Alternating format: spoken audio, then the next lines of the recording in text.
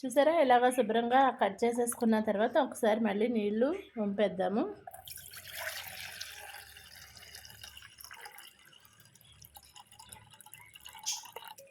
ఇలా శుభ్రంగా కడిగేసి నీళ్ళు వంపేద్దాము. నీళ్ళు వంపేసి ఈ దుంపలు నేను 1/2 కేజీ తీసుకున్నాను. ఈ 1/2 కేజీకి ఈ మాత్రం అంటే ఒక చిన్న కాఫీ గ్లాస్ అంతా బెల్లం కోరుకున్నాను. ప్లస్ ఇందులో ఇలాచీ పౌడర్ రెడీ చేసి పెట్టుకున్నాను, ఇలాచీ కూడా.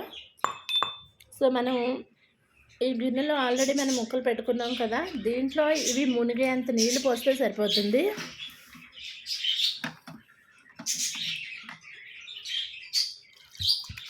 చూడండి, చూసారా ఇవి మునిగేంత వరకు ఎంత నీరు వస్తే అంత నీరు పోసేసి ఇప్పుడు మనం ఈ బెల్లం కూరని ప్లస్ ఇలాచీ పౌడర్ని కూడా అందులో వేసేద్దాము.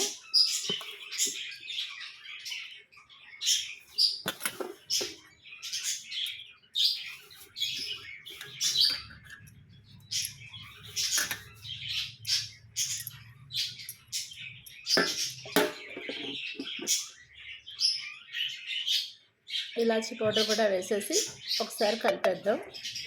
కలిపేసి స్టవ్ మీద పెట్టుకుందాం. ఇది బాగా ఉడికిన తర్వాత పాకంలా వచ్చి చాలా టేస్టీగా ఉంటుంది.